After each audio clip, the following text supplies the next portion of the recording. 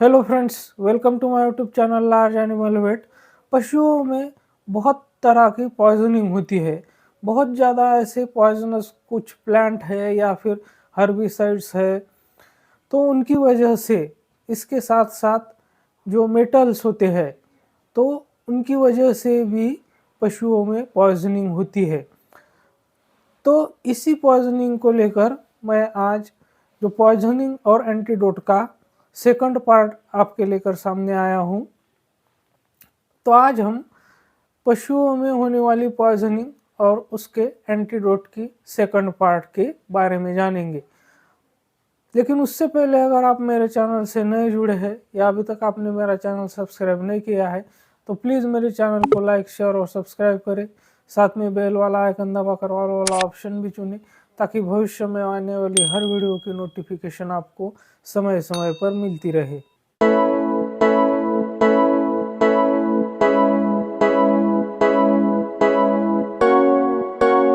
तो इस second part में पशुओं में होने वाली पॉइजनिंग और उसके एंटीडोट के इस सेकंड पार्ट में आज हम सबसे पहले बात करेंगे ऑर्गेनोफॉस्फेट और कार्बामेट्स पॉइजनिंग के बारे में और उसके एंटीडोट के बारे में। तो ऑर्गेनोफॉस्फेट या कार्बामेट पॉइजनिंग जो होती है, तो वो किन ग्रुप के इंसेक्टिसाइड्स होते हैं उनकी वजह से होती है, ये पहले हम जानेंगे। तो इसका जो सोर्स है, ये या तो एक्सीडेंटल इंजेक्शन यानी कि अचानक से जो पशु है वो उस जहर को खा लेता है। कहीं कभी कभी क्या होता है कि स्प्रेइंग के लिए हम उसका जो मिश्रण बना कर रख देते हैं, पानी में घोल बना कर रख देते हैं, तो कभी गलती से पशु उसको पी जाते हैं, या फिर जो हम इंसेक्टिसाइड्स के जो खाली बॉटल्स होती है उनको कहीं पर भी फेंक देते हैं तो उसको पशु चाट लेता है, या फिर कभी स्प्रेइंग करते हैं तो उस चारे को पशु खा लेता है।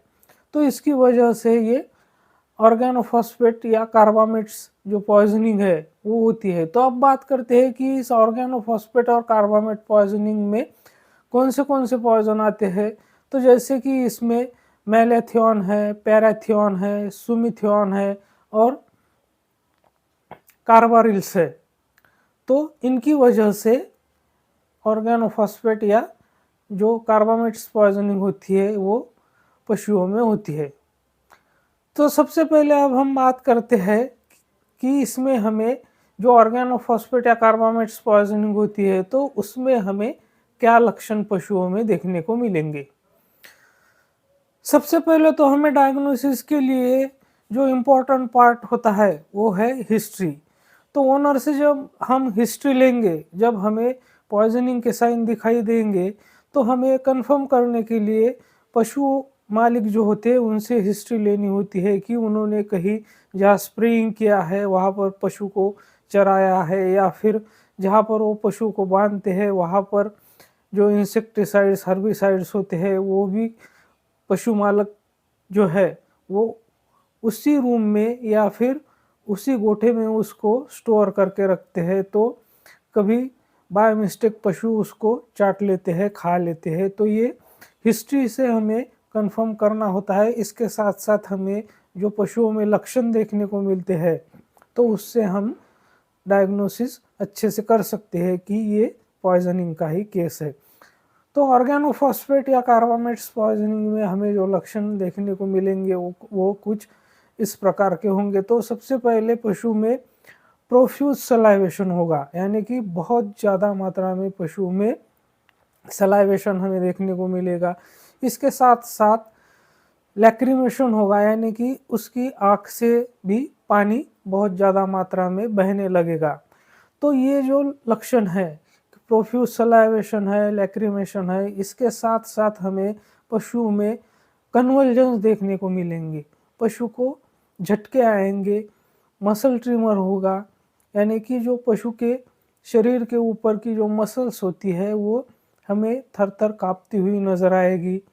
पशु में स्टैगरिंग गेट होगा, पशु लड़खड़ा कर इधर उधर चलने लगेगा।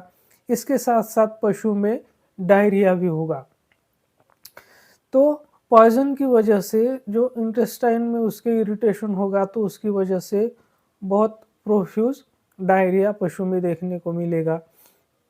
इसी के साथ पशु में डिस्पनिया देखने को मिलेगा, मतलब कि पशु को सांस लेने में कठिनाई होगी, वो सांस खुल के नहीं ले पाएगा, तो उसे डिस्पनिया बोला जाता है। तो पशु में डिस्पनिया भी देखने को मिलेगा।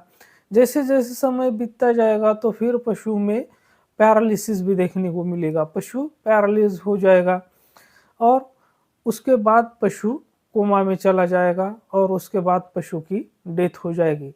तो पॉइजनिंग की जो केसेस होते हैं वो बहुत ही इमरजेंसी होते हैं, उसमें हमें इमीडिएट ट्रीटमेंट शुरू करने की ज़रूरत होती है। तो जैसे ही आपको ये लक्षण दिखते हैं तो आपको उसकी तुरंत ट्रीटमेंट शुरू करनी है। तो अब हम बात करते हैं कि इस जो ऑर्गेनोफॉस्फेट और कार्बामेट पॉइजनिंग होती है तो उसका एंटीडोट क्या है और बाकी सपोर्टिव ट्रीटमेंट हमें उसमें क्या करना है। तो अब हम बात करते हैं जो ऑर्गेनोफॉस्फेट या कार्बामेट पॉइजनिंग होती है तो उसका एंटीडोट क्या होता है। तो ऑर्गेनोफॉस्फेट या कार्बामेट पॉइजनिंग में जो एंटीडोट होता है वो है एट्रोपिन सल्फेट। तो इसमें हमें एंटीडोट के तौर पर इंजेक्शन एट्रोपिन सल्फेट का यूज़ करना है 0.25 mg पर kg बॉडी वेट के हिसाब से, यानी कि 0.25 मिलीग्राम पर kg बॉडी वेट के हिसाब से हमें 2/3 जो टोटल डोज होता है उसका 2/3 IV लगाना होता है और 1/3 जो होता है उसको हम IM या सबकट लगा सकते हैं। तो ये उसका एंटीडोट है। तो इसको हमें 2/3 जो है IV किसी भी IV फ्लूइड में डालकर आप उसको लगा देंगे, उसके बाद जो 1/3 बचता है उसको IM या सबकट देंगे। इसके बाद हमें इसमें सीडेटिव्स देना है क्योंकि पशु में कन्वल्जन्स होते हैं, तो उसको रोकने के लिए हमें सीडेटिव्स की ज़रूरत पड़ेगी और इंटेंसिव फ्लूइड थेरेपी भी करनी होगी, यानी कि उसको अच्छे से फ्लूइड लगाना होगा। इसके साथ साथ हमें जो इंजेक्शन आता है प्रालिडॉक्सिम, जिसे हम 2 पाम इंजेक्शन कहते हैं, तो उसको 4 से 6 mg पर kg बॉडी वेट के हिसाब से उसे भी हमें IV लगाना है।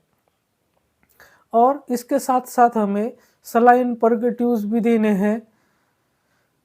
तो ये हो गया पूरा ट्रीटमेंट ऑर्गेनोफॉस्फेट या कार्बामेट पॉइजनिंग का। इसके बाद हमें पशु को अंडर ऑब्जर्वेशन ही रखना है और अगर ज़रूरत पड़े तो हमें 4 से 5 घंटे के बाद ये पूरा का पूरा ट्रीटमेंट रिपीट करने की ज़रूरत पड़ सकती है।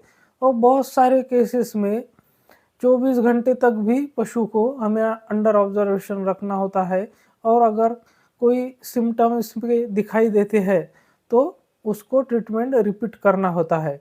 और इसका एक जो बहुत ही महत्वपूर्ण सिम्टम होता है तो इसमें जो प्यूपिल होती है उसका मायोसिस होता है, जिसे मायोसिस कहते हैं, यानी कि प्यूपिल का कॉन्स्ट्रिक्शन होता है, प्यूपिल छोटी हो जाती है, प्यूपिल इसमें डायलेट नहीं होती है। इस बात का आपको ध्यान रखना है, ये डायग्नोसिस के लिए बहुत ही इम्पॉर्टेंट पॉइंट है कि इस केस में ऑर्गेनोफॉस्फेट या कार्बामेट पॉइजनिंग में पशु के जो प्यूपिल्स होते हैं उनका कॉन्स्ट्रिक्शन होता है, ना कि डायलेशन।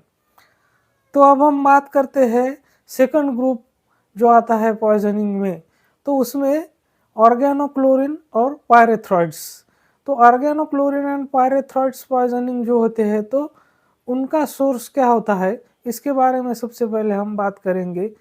तो जैसे कि एक्सीडेंटल इंजेक्शन हो जाता है पशु का, जैसे BSC है, DDT है या साइपरमेथ्रिन है, डेल्टामेथ्रिन है, परमेथ्रिन है, तो ये जो सारे इंसेक्टिसाइड्स आते हैं तो ये सारे ऑर्गेनोक्लोरिन और पायरेथ्रॉइड्स ग्रुप में आते हैं।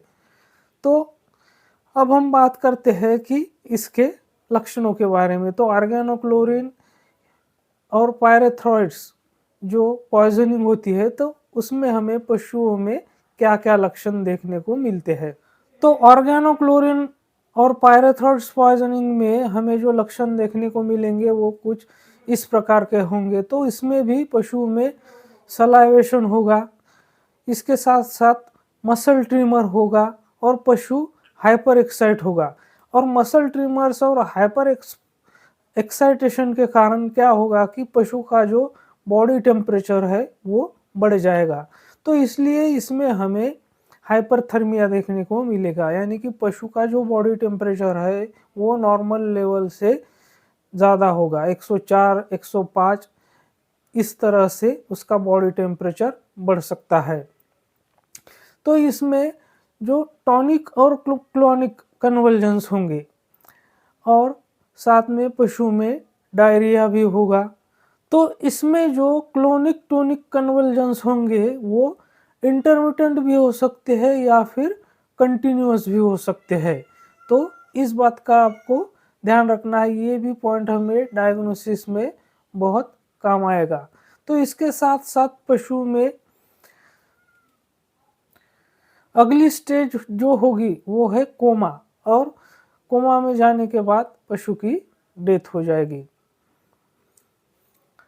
तो अब हम बात करते हैं ऑर्गेनोक्लोरिन्स एंड पायरेथ्रॉइड्स ग्रुप के जो पॉइजनिंग के केसेस होते हैं।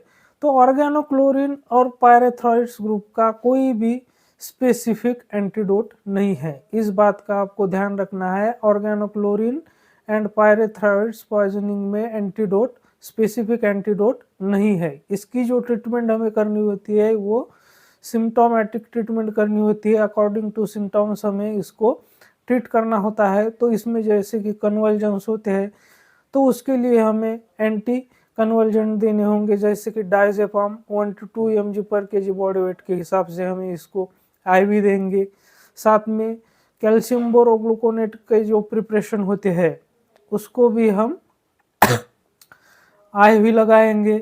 उसके बाद हमें इसमें भी इंटेंसिव फ्लूइड थेरेपी देनी होगी, और साथ ही में जो सलाइवेशन है, मसल ट्रिमर्स है, तो उसको रोकने के लिए हमें एट्रोपिन सल्फेट का यूज़ करना है। तो यहाँ पर एट्रोपिन सल्फेट का जो डोज है हमें वो 0.05 mg पर kg बॉडी वेट के हिसाब से देना है और इंट्रामस्कुलर देना है। और जैसे कि इसमें हाइपरथर्मिया होगा तो उसको कंट्रोल करने के लिए भी हम non steroid anti inflammatory drug का इस्तेमाल कर सकते हैं। तो ये हो गई इसकी ट्रीटमेंट। तो मेरे साथ बने रहने के लिए आपका बहुत बहुत धन्यवाद।